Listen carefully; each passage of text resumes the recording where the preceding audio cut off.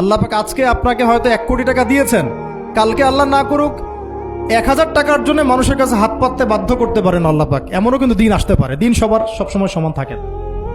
আজকে আপনার কাছে 1 কোটি টাকা আছে, কিছু মনে হচ্ছে না, কালকে কে জানে আল্লাহ না করুক যে 1000 টাকা কারো কাছে চাইতে হচ্ছে, 1000 টাকার জন্য ঠেকে গেছেন, হতে পারে না? তো রিজিককে মানুষ তাজিম না করলে রিজিক দূরে চলে যায়। দুটো বিষয় খেয়াল রাখবেন, দুটো বিষয়। এক হচ্ছে মাঝে মাঝে মনের মধ্যে কিছু আমল করার ইচ্ছা আসে, আসে না?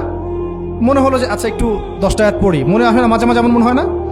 ওই সময় এই যে মনের মধ্যে যে এই ইরাদাটা জাগ্রত হওয়া, এটাকে আমরা বলি ওয়ারিদ। অন্য ভাষায় আপনি বলতে পারেন মেহমান। কি বলতে পারেন?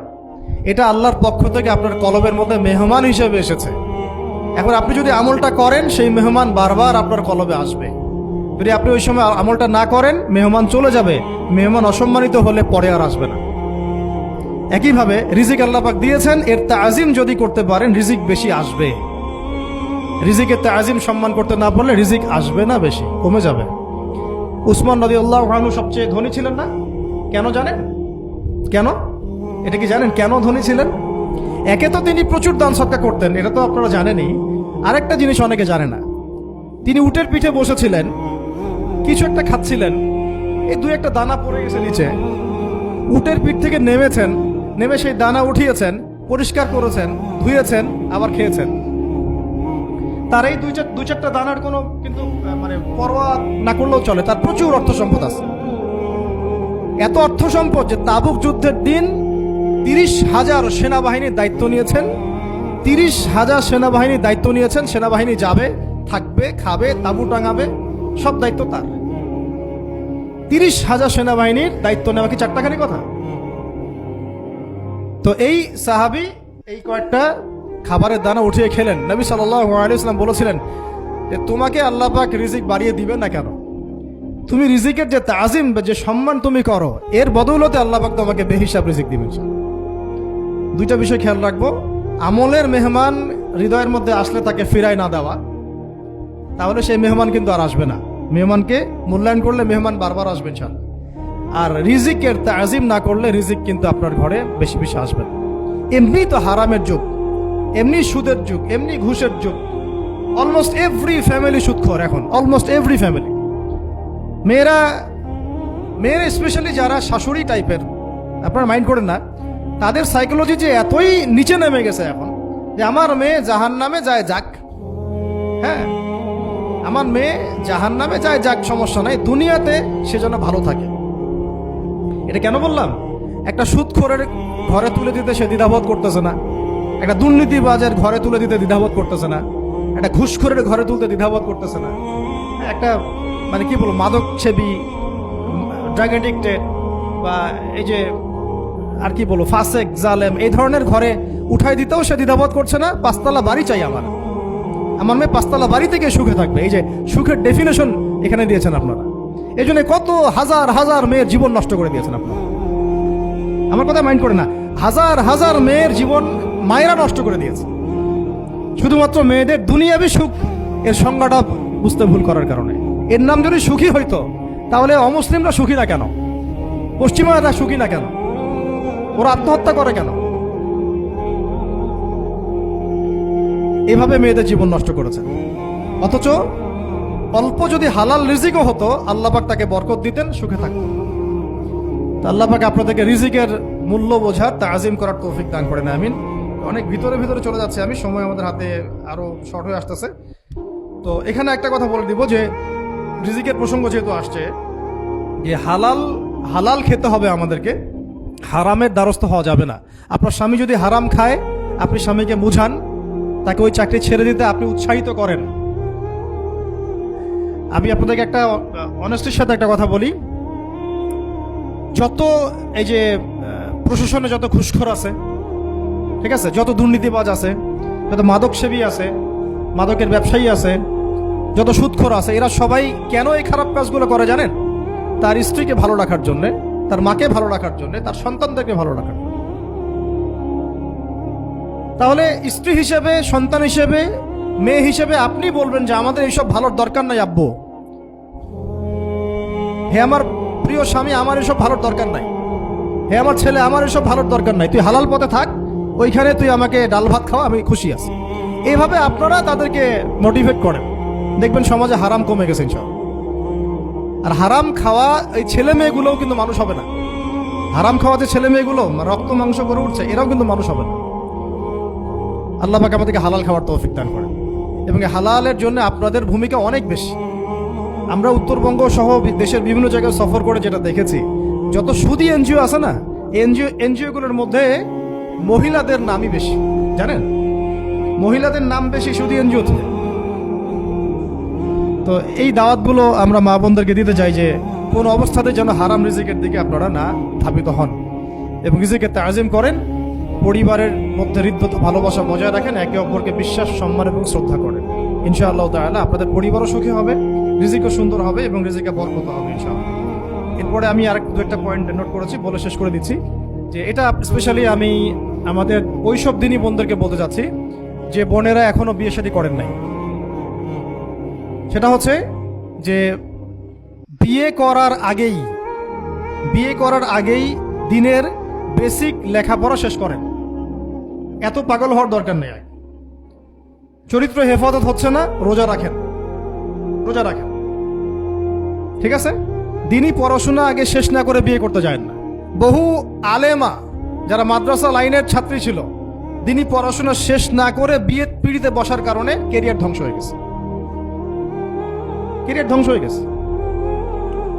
বিয়ে পরে করেন, আগে পড়াশোনাটা, তুলনামূলক পড়াশোনাটাকে শেষ করে নেন। তুলনামূলক পড়াশোনা শেষ করতে 18 থেকে 20 বছর বেশি লাগে না। যদি আপনি শুরু থেকে শুরু করেন, একদম 18 থেকে 20 বছর হতে হতে আপনার পড়াশোনা মোটামুটি শেষ হয়ে যাবে। আর যে সাবজেক্টগুলো বললাম আমি, ওইগুলোই বেসিক পড়াশোনা। এখন এটা হয়তো সবার ভাগ্যে নসিব নাও হতে পারে, সেক্ষেত্রে বিকল্প অপশন আমরা যাব, কিন্তু আগে মূলনীতি হচ্ছে একটা লেভেল পর্যন্ত পড়াশোনা করার পরেই বিয়ে করেন। কারণ বিয়ের পরে আপনার যত রেসপন্সিবিলিটি আসবে, এটা তখন পড়াশোনা মেনটেন করা এতটাও সহজ না, প্রায় অসম্ভবের পর্যায়ে পৌঁছে। আর দু একটা বাচ্চা কাচ্চা হয়ে গেলে তো তখন আর কোনো কথাই নাই। তাহলে আপনারা কি আমাদেরকে আয়েশা রাদিয়াল্লাহু আনহার মতো একটা প্রজন্ম দিতে পারবেন না? যদি এটা আপনাদের উদ্দেশ্য হয়, সেক্ষেত্রে কি পড়াশোনা শুরু থেকে করা উচিত না? এখন এই সুযোগটা আমাদের সব বন্ধুদের সামনে হয়তো থাকে না, এই জন্য আমরা বললাম যে বিকল্প অপশনগুলোতে আপনারা দিন শেখার চেষ্টা করেন। আর এরপরে যখন বিয়ে করবেন, পড়াশোনা মোটামুটি শেষ হয়েছে, বিয়ে করবেন, এখন 18-20 বছর বয়স হয়ে গেছে, এখন আল্লাহর ওয়াস্তে দুনিয়াবি বিষয়কে সর্বোচ্চ অগ্রাধিকার দিয়েন না। আজীবন পস্তাবেন, এবং একবার পস্তানো শুরু করলে এই পস্তানো আজীবনও শেষ হবে। তখন মেইল করে, মেসেজ করে লাভ হবে না, কারণ আপনি বিয়ের আগে দিনকে প্রাধান্য দেন নাই, বরং দুনিয়াকে প্রাধান্য দিয়েছিলেন। আপনি বিয়ের আগে দিনকে প্রাধান্য দেন নাই, বরং দুনিয়াকে প্রাধান্য দিয়েছেন।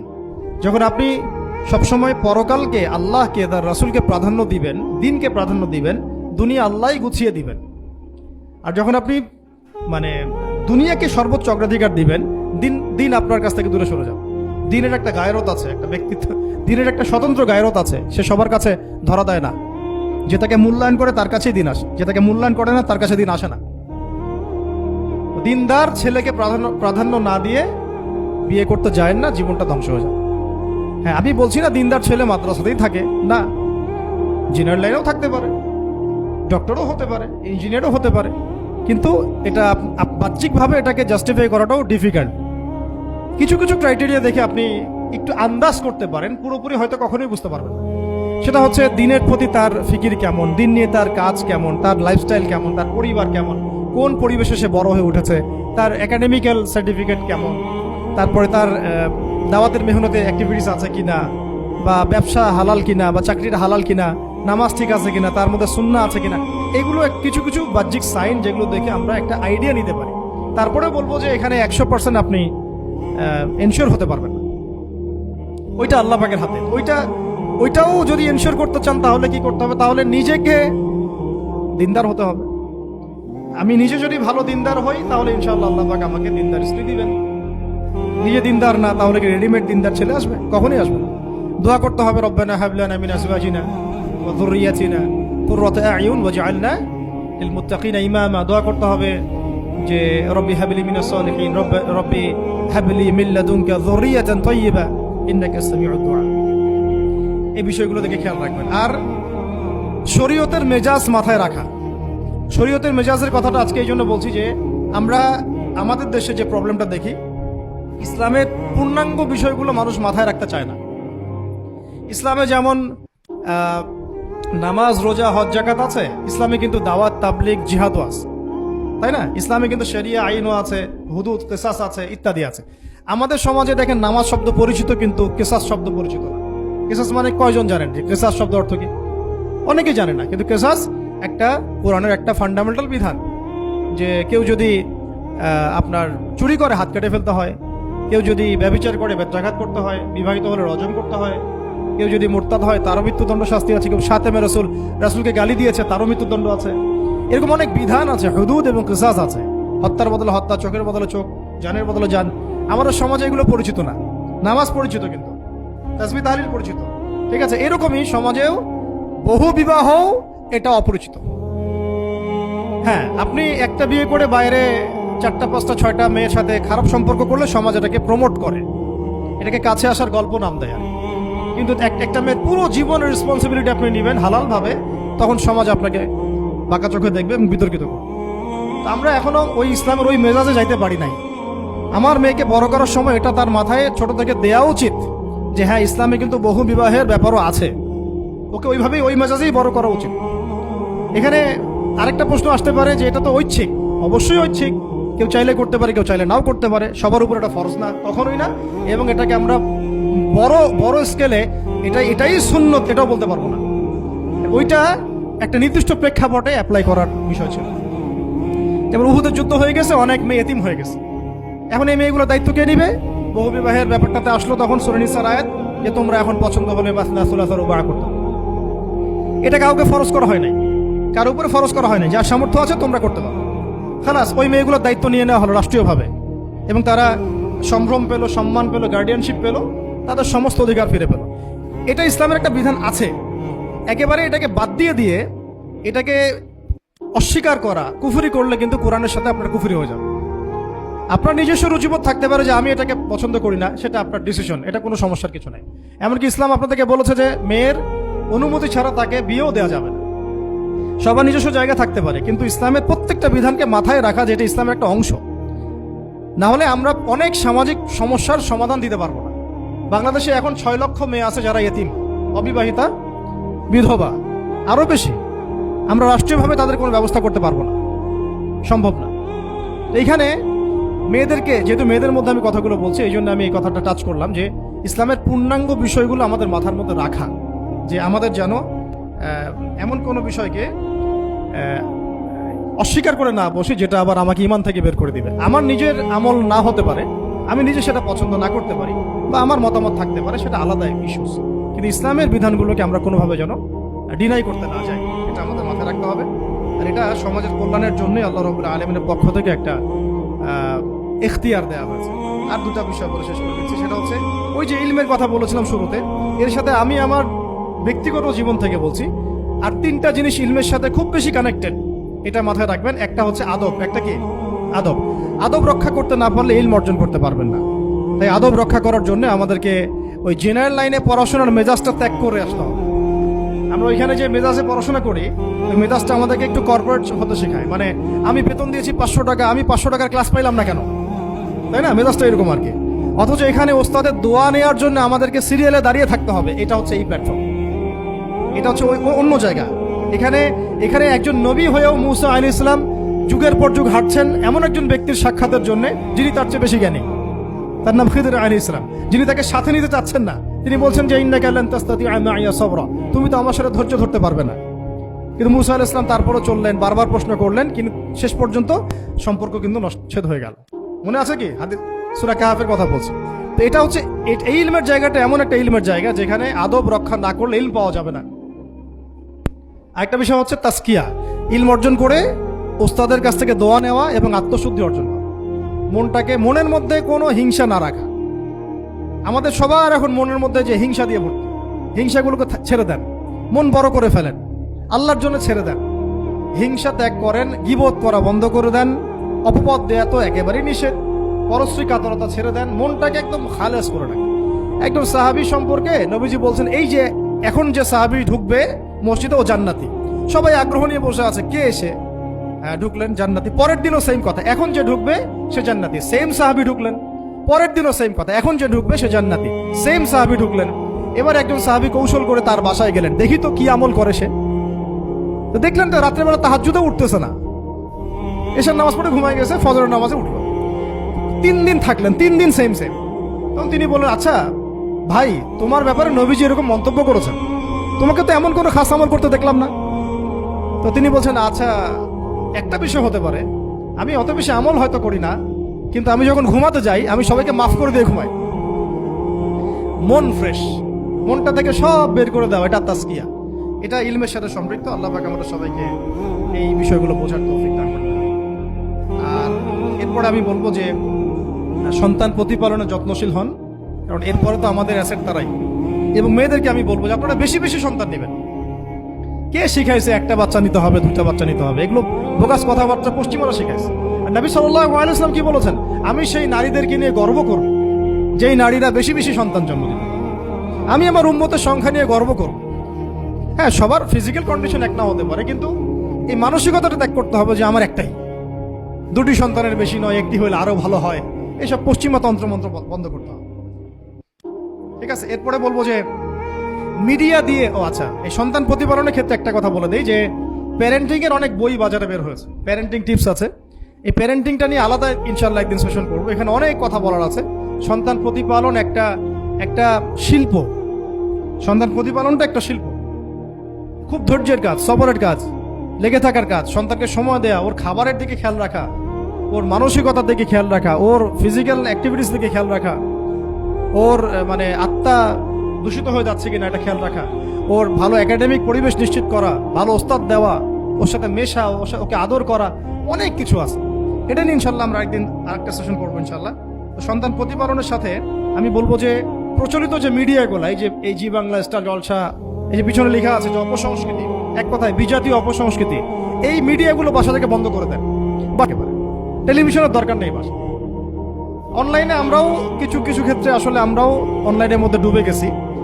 আমি নিজেও ফিকির করছি, চেষ্টা করছি এখান থেকে বের হওয়ার জন্য। আপনারাও বের হন, মানে প্র্যাকটিক্যাল জীবনে আসেন। এটা একটা ভার্চুয়াল জগৎ, এখান থেকে আমরা যা দেখি এটা আমাদের মাথার মধ্যে প্রভাব বিস্তার করে। বহু সামাজিক ঘটনা এবং পারিবারিক অঘটন এই ফেসবুক, ইউটিউব থেকে হচ্ছে। এই কন্টেন্টগুলো দেখা আমাদেরকে বন্ধ করতে। বাস্তবতার সাথে এগুলো কোনো সম্পর্ক নেই। আমাদের কিতাব পড়ার অভ্যাস বেশি করে বাড়াতে হবে, উস্তাদদের সোহবতে যাওয়া, আমল করা, কান্নাকাটি করা, দোয়া করা, ইস্তেগফার করা, আল্লাহর সাথে কানেকশন। আল্লাহ পাক আমাদেরকে মিডিয়ার এই রং ঢং বলি আমি, মিডিয়ার এই রং ঢংগুলো ত্যাগ করতে হবে। মিডিয়া একটা কিছু দেখলে আমাকে কেন কিনতে হবে? কেন আমি একটা মিডিয়াতে দেখলাম যে এরকম একটা নতুন অর্নামেন্টস আসছে, আমাকেই কেন কিনতে হবে? কেন আমাকে, কেন আমি ওইটার জন্য আবার বাসায় চাপ দিব? কেন ওইটা আমি আমার পরিবারে ফাসাদ সৃষ্টি করার কারণ হবে? প্রয়োজন নাই। আর আমাদের মানে মাদ্রাসার মেয়েদেরকেও এইসব থেকে দূরে রাখতে হবে, মিডিয়া থেকে দূরে রাখতে হবে। মানে সব মিডিয়া উপকারী না, বরং মিডিয়ার মধ্যে 99%ই ইসলামিক মিডিয়া না। যদি এটা হতো যে সব এর মধ্যে অ্যাটলিস্ট 10% ইসলামিক মিডিয়া, তাহলে বলতাম ওগুলো অ্যাটলিস্ট দেখেন। এখানে কিন্তু সেই সুযোগটাও পাচ্ছেন না। খুব কম মিডিয়া আমাদেরকে প্রকৃত বিষয়টা শেখায় এবং সত্যের কাছাকাছি নিয়ে আসে। বেশিরভাগ মিডিয়াই প্রতারণাপূর্ণ এবং কর্পোরেট সেকশন, এগুলো থেকে আল্লাহ পাক আমাদেরকে দূরে থাকার তৌফিক দান করেন এবং এই কালচারগুলো ছেড়ে দেন। হিন্দুদের কালচারের সাথে আমাদের কি সম্পর্ক? আমরা মুসলিম, আমরা মুহাম্মদ সাল্লাল্লাহু আলাইহি ওয়াসাল্লামের উম্মত। আমাদের সাথে মুশরিকদের কি সম্পর্ক? আমাদের সাথে ইহুদিদের কি সম্পর্ক? আমাদের সাথে খ্রিস্টানদের কি সম্পর্ক থাকবে? আমরা কেন ওদের সংস্কৃতি গ্রহণ করব? কিসের জন্মদিন, কিসের মৃত্যু দিবস, হ্যাঁ, কিসের এসব গায়ে হলুদ, কিসের এসব বৌভাত, এগুলো কি? এগুলোর সাথে আমাদের কি সম্পর্ক? আমাদের সাথে সম্পর্ক হচ্ছে হিজাবের, সালাতের, তাসবির, সিজদার, জায়নামাজের, আতরের, খুশবুর, মিসওয়াকের। আমাদের সাথে এগুলো সম্পর্ক। আমাদের সাথে সম্পর্ক হিজাবের। আমাদের সাথে সম্পর্ক ইসলামিক ক্যালিগ্রাফির, ইসলামিক। আমাদের সাথে সম্পর্ক কোরআনের, হাদিসের, সিরাতের, লেখাপড়া, ইলমি পরিবেশের, তাসাউফের। এগুলো আমাদের কালচার। তো কালচার খুব ইম্পর্টেন্ট। কালচার থেকে দূরে সরে গেলে আমাদের আকীদা নষ্ট হয়ে যায়। আল্লাহ পাক আমাদেরকে আমাদের কালচার ধরে রাখার তৌফিক দান করেন। আর দুটো কথা হচ্ছে, হিজাবে কঠিন হন, হিজাব একটু কঠোর হয়ে যান। এটা নিয়ে হয়তো আলোচনা শুনেছেন আপনারা, আমি জানি না পয়েন্টে এসেছিল কিনা। হিজাবে আরো অনেক কঠিন হতে হবে আমাদেরকে, আস্তে আস্তে আরো। একবারে তো হয়তো আপনারা সবকিছু শক্ত করে ধরতে পারবেন না, অ্যাটলিস্ট আপনার ধারাবাহিকতা বজায় রাখুন। হিজাবে অনেক কঠিন হওয়ার চেষ্টা করি। আমাদের অনেক দিনী বোনকে আমরা একটু ক্যাজুয়াল দেখি হিজাবের ব্যাপারে।